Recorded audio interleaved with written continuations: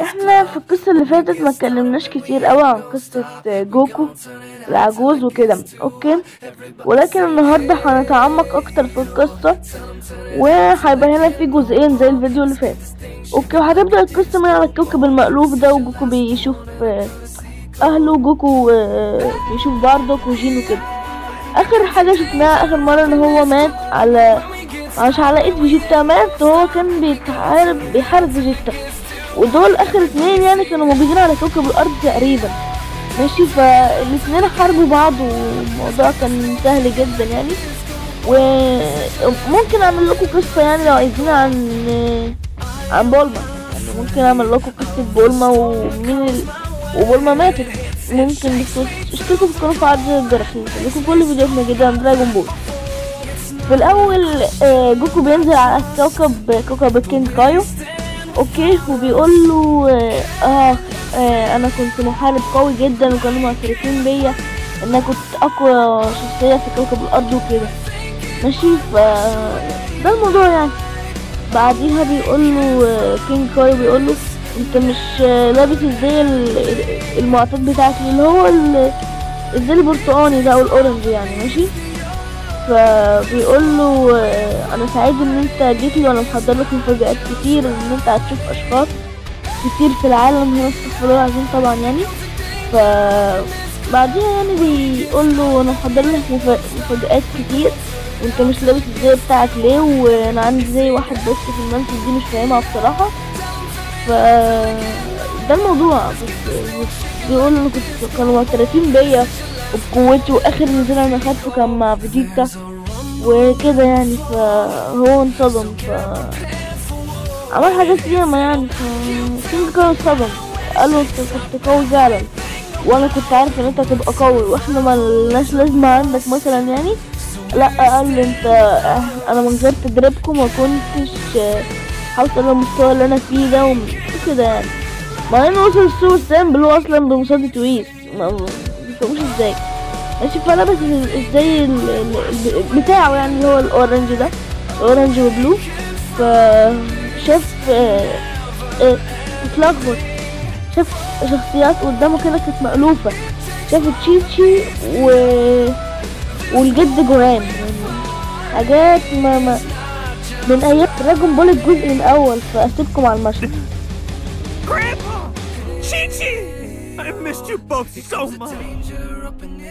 جوكو هنا بقى كان في قمة السعادة بطريقة مش طبيعية، يعني شاف تشيتشي وشاف الجد جوهان وتشيتشي بتصرخ في وشه انت ازاي بقيت عجوز كده، انا مت وانت كنت لسه شاب ومش عارف ايه. اصل جوكو عاش سنوات طويلة عشان السايجين بيعيشوا مدات طويلة عكس البشر يعني كده، ماشي.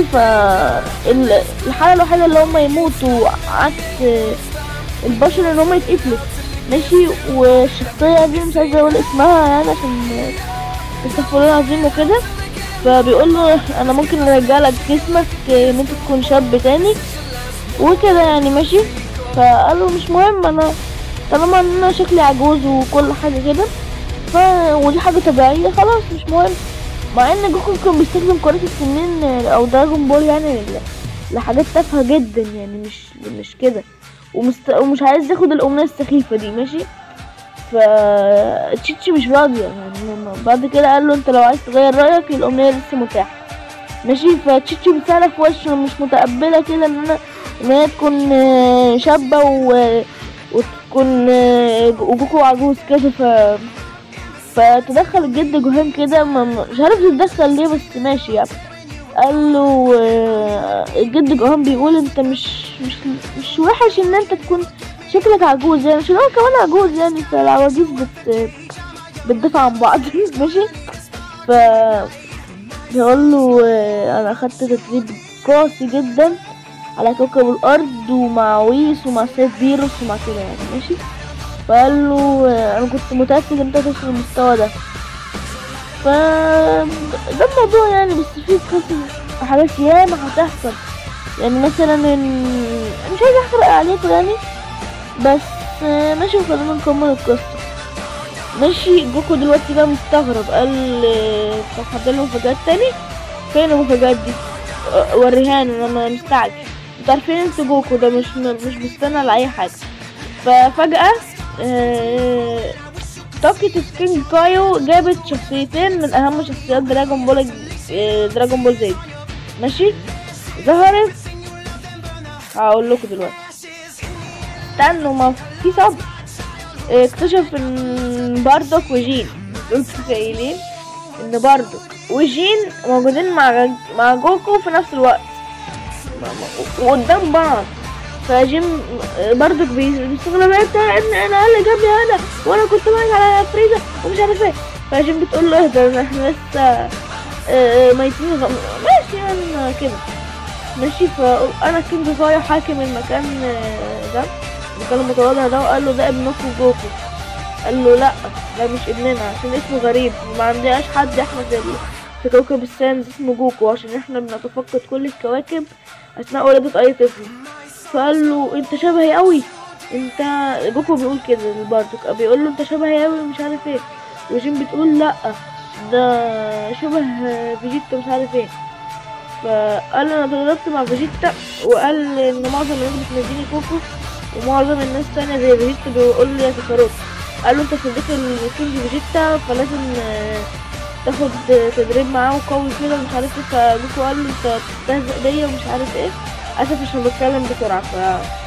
بيقول له انت بتستهزئ بيا، انا قوتي جباره ومش عارف ايه، واصلا برضك قوته اصلا ما تعديش السوبر ساين 1 عشان هو اتحول للسوبر ساين اصلا.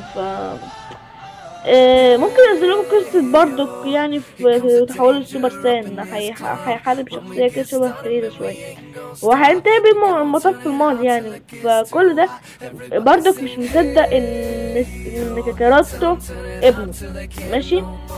فقال له انت لازم تواجهني، وانت لو ابني اكيد يعني ممكن تلقني درس لن انساك، ماشي. جين بتقول له ايه الموضوع لو ده كان ابني فعلا، ممكن انت تتأذي وممكن هو يتأذي وكده يعني.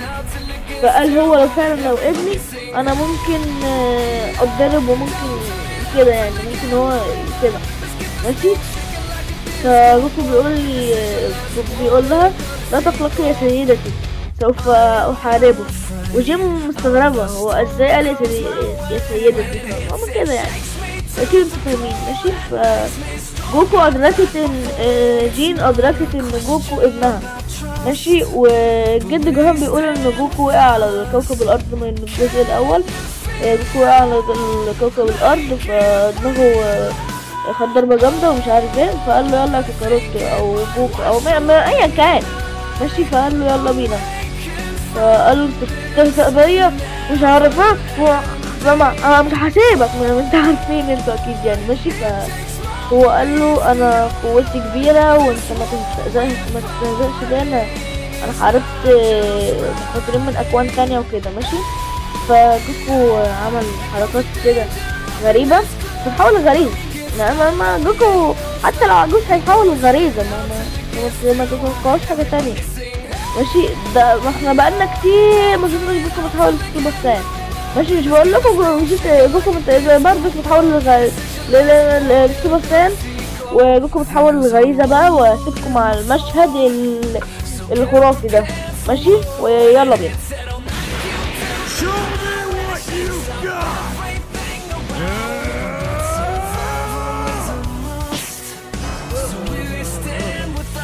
جوكو هنا بقى بعد الضحك اللي انتوا ضحكتوه دلوقتي، جوكو بيقول له انت عايز مساعدة؟ قال له ايه ده انت ايدك كده، انت اكيد حياتك ما كانتش سهله وكده.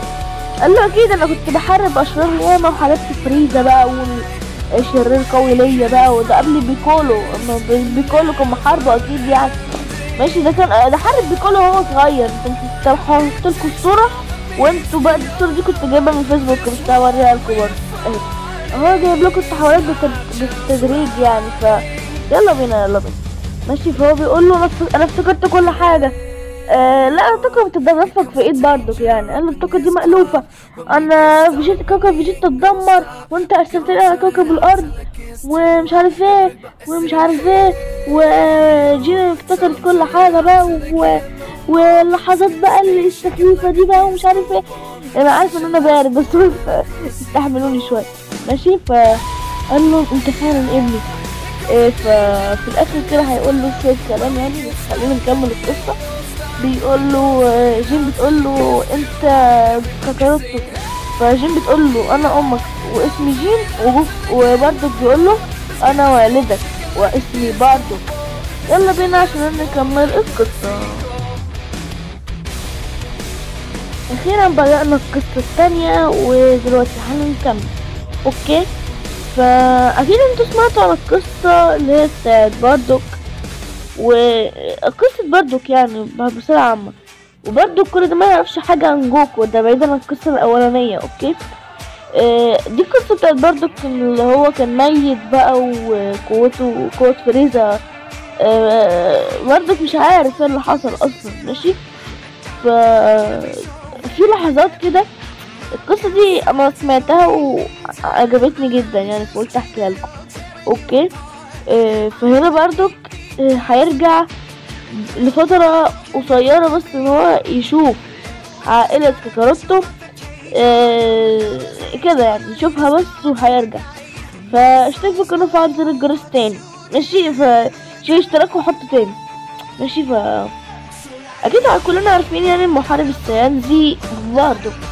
اوكي، باردوك وجين وراديتس وجوكو وفيجيتا وكينج فيجيتا واصدقاء باردوك، ما نقولش يعني ان في اصدقاء لفيجيتا. ففريزا كان بيتمرد على شعب السان وكان عايز يدمر كوكبنا. اوكي، ف دمر كوكب فيجيتا، وجوكو كان خلاص راح على كوكب الارض. ودراجون بول سوبر برولي ده حرف حاجات كتير يعني، ان جوكو هنا شايفين كان طفل ازاي، في دراجون بول سوبر برولي بقى كان يعني مش هو طفل بس مش الطفل اللي احنا شفناه في دراجون بول الجزء الاول خالص. فبرضك شاف ابنه كده في المستقبل يعني، فان هو واقف قدام فريزا وهينتقم بقى. كاكاروتو كاكاروتو كان بيتكلم كده. ماشي، بعدها بقى في القصة بقى القديمة قال لا تحزن، فجوهان قال له انت لا تحزن ومش عارف ايه. جد جوهان مش جوهان ابن جوكو. ماشي، يعني جوهان لو جوهان خلينا نكمل. ماشي، باردوك اكتشف ان في يعني اللي هي اخت موتن روشي. ماشي، دي بتعرف المستقبل يعني وكده، ما احنا مالناش دعوه بالحاجات دي. ماشي، في شخصيات ياما كانت شريره يعني، ده ملهاش علاقه باللي انا كنت بقوله دلوقتي. يعني مثلا ياماتشا وتنشيهان وبيكولو وفيجيتا وشخصيات كتير احنا مش عايزين نذكر اساميهم. يلا بينا نبدأ القصة بقى. ماشي، برضو بيظهر قدام كاكاروتو كده فترة معينة من الزمن. اوكي، بيقول له كاكاروتو، بيقول جوكو مستغرب مين انت مين اللي قدامي ده، وانت ليه شبهي قوي كده؟ قال له انت شبهي قوي، انت كاكاروتو ابني مش عارف ايه. قرب كده قدام كاكاروتو كتير وشال راسه كده وحضنه. ماشي، كاكاروتو حس براحة كده. ماشي، فحس بهدوء.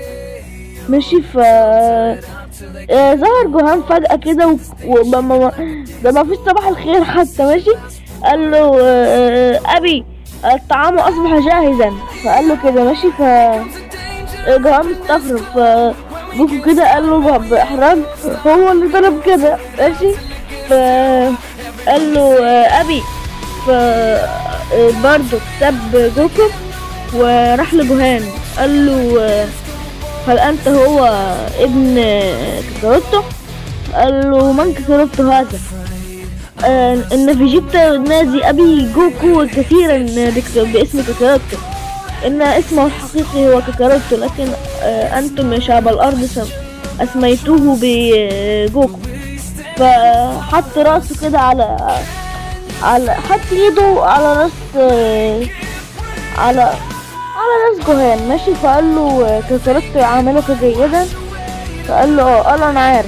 قال له انت المفروض ان جوهان قال له انت طالما انت عارف بتسألني ليه؟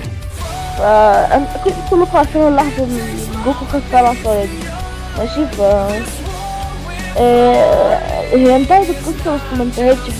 احنا هنحكي شوية حاجات كده ليها علاقة بالقصة. ممكن في الجزء الرابع تقريبا من القصة دي نحكي ايه اللي هيحصل لو اتقابل راديس مع العائلة كلها اتجمعت، يعني اللي هو راديس وكاروتو وجين وكل ده. ماشي. فجوهان جوتن كان مستخبي وراه. انا خدعتكوا ها. كان مستخبي وراه، قال له انت شبه كاروتو ياما. فجوتن بكل بجاحة بقى بيقول له انا مش كاروتو انا جوتن. قال برضه بيقول له بقى يا له من اسم جميل. ماشي. اخر واحد او واحدة يعني في العيلة يعني لا تشيتشي. قال من هذه؟ قال هذه زوجتي مش عارف ايه. ماشي. انا اعلم انك تكون عائلة ومش عارف ايه، لكن اردت ان ارى من هذه العائلة الجميلة واحمي عائلتك و التضحية يعني تضحية برضك بجوكو ما كانتش سدى، يعني ما كانتش على الفاضي. ماشي. فقال له اعتني بعائلتك فلتحرص ان تكون عائلتك بخير. وفي لحظة كده برضك اختفى.